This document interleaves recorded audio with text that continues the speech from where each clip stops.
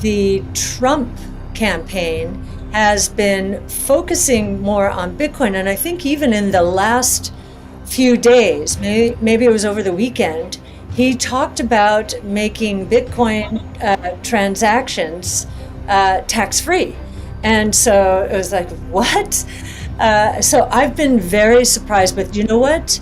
Just as a student of the markets, when the markets are pushing up like this and there's really no hype, there's some real demand developing somewhere. Now, maybe it is continued institutional demand as more and more people make a decision about this new asset class. Cathie Wood begins by discussing Bitcoin's performance year to date, highlighting its strong upward trajectory despite recent slowdowns and fluctuations in buying flows. According to Wood, this performance reflects significant anticipatory buying ahead of the Bitcoin ETF launch and the upcoming Bitcoin halving event. She notes that while initial inflows into the spot Bitcoin ETF have tapered off, the market has continued to see steady though slower buying behavior. This ongoing demand suggests that institutional interest in Bitcoin remains strong, though it is now taking a more cautious long-term approach. Wood points out that one reason for the current pause in momentum could be the approaching U.S. presidential election, as the outcome has the potential to significantly influence market sentiment, especially given the varying positions of candidates on cryptocurrency. Now let's dive deeper into Wood's insights. I think there was a lot of anticipatory buying before the ETF launches and then before the halving. And so we've had the digestion of that because it has done, if you do year-to-date analysis, it's been a fabulous performing asset. And a lot of people in certainly our world are year-to-date people. That's how they think. And it's been very good. But what we're seeing now in terms of the spot Bitcoin ETFs is the flows have slowed down, but now they're becoming steady.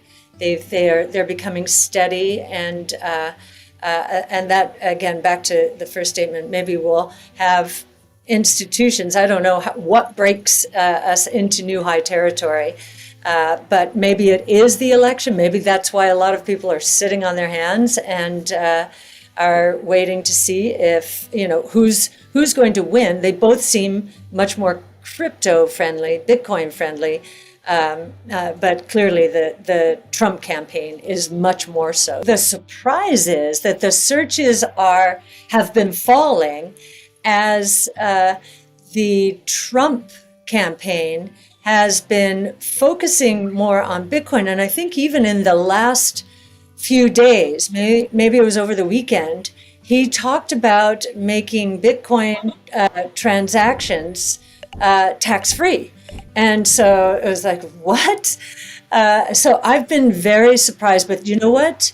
Just as a student of the markets, when the markets are pushing up like this and there's really no hype, there's some real demand developing somewhere. Now, maybe it is continued institutional demand as more and more people make a decision about this new asset class. Maybe it's that, and that's happening slowly but surely.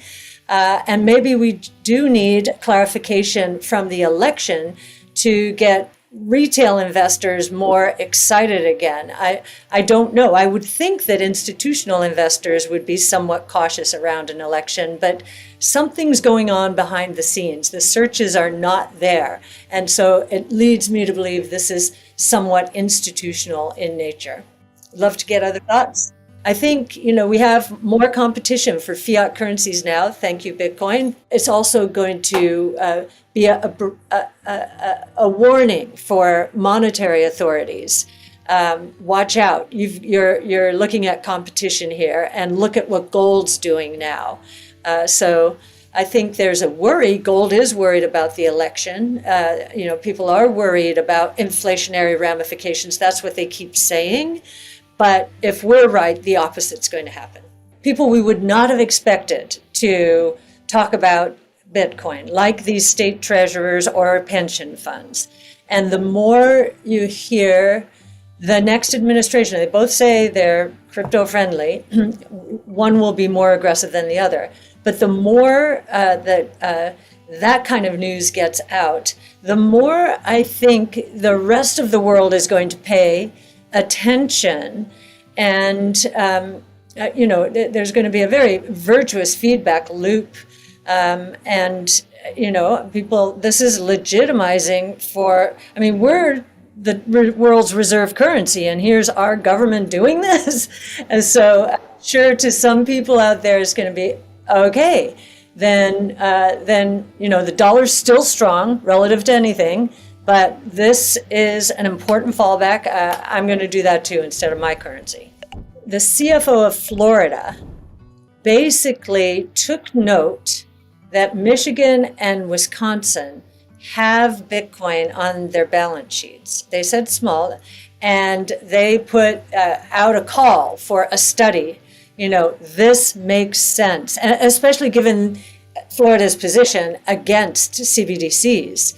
So they were very much against those, and I think helped derail any movement that was developing there. But now this idea that, oh, wait a minute, these other states are doing this. We're a progressive state. I think you're going to see more of it. I really do. And I think on one of the Bitcoin brainstorms, we mentioned that we had been approached by state treasurers. Well, now I think that it's and Michigan, I can say this because they disclose it. They own ARC's spot Bitcoin ETF.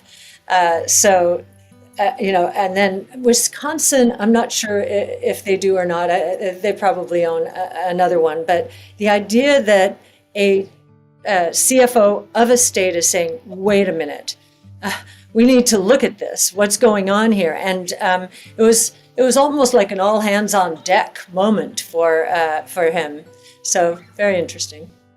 Wood is optimistic about Bitcoin's potential to transform the financial industry through the growing adoption of Bitcoin ETFs.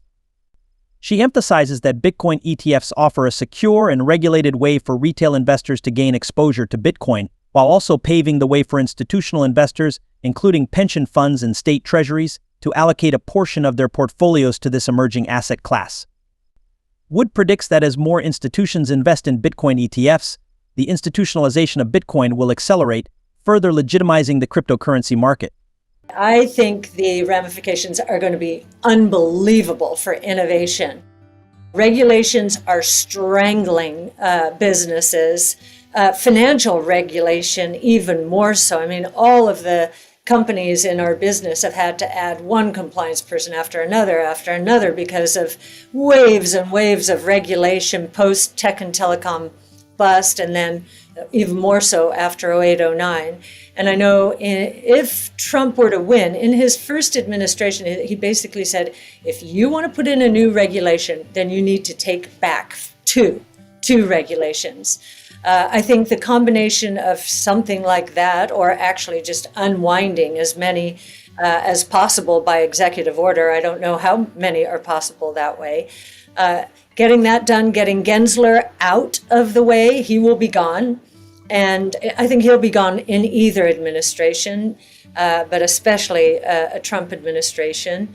And on the FTC side, which is Federal Trade Commission, which is has taken a heavy hand in terms of preventing M&A and preventing liquidity events for venture capital firms. Grant is nodding yes, in violent agreement, yes. But we're seeing that broadly in our portfolio. By now, there should be a lot of M&A activity picking up because prices have been so subdued.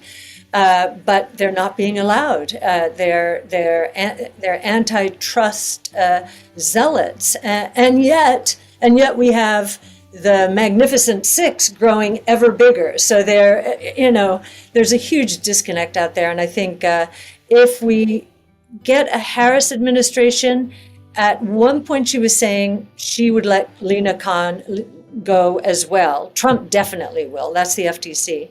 But there's a little bit of a backlash, so I'm not sure as much about that. So it's very clear it's going to take off. It's really been held back terribly by lack of liquidity events, caused by the FTC and, just uncertainty generally around government regulation. So we shall see. The institutionalization means a lot more people will have exposure to Bitcoin. ETFs, they are probably half and half retail and institutional now. I'm not quite sure the numbers change. But then you've got, the retirement accounts, that's pensions and so forth. They too are buying the ETFs. These state pension plans, they are representing people who now have exposure. So that's an interesting way to look at it. And yeah, in terms of the reason we started a venture fund, or among the reasons, was, the question we were getting from our clients is, wait a minute, why is it typically a young investor who's passionate about technology, and knows a lot about technology and knows a lot about all of these private companies that venture capital is funding, why is it that I'm prevented from getting a shot at those? I know more than the people about that company than the people investing in that company. And that's not fair, just because I don't make enough money or I'm not wealthy enough. And so our venture capital is in the form of an interval fund. We don't take carry because we wanted to, in describing it, I was beginning to feel this is not American what's going on out there. It's just not. And, democratization, I think one of the reasons we do this Bitcoin brainstorm is to talk a lot about democratization and freedom and freedom of choice. So.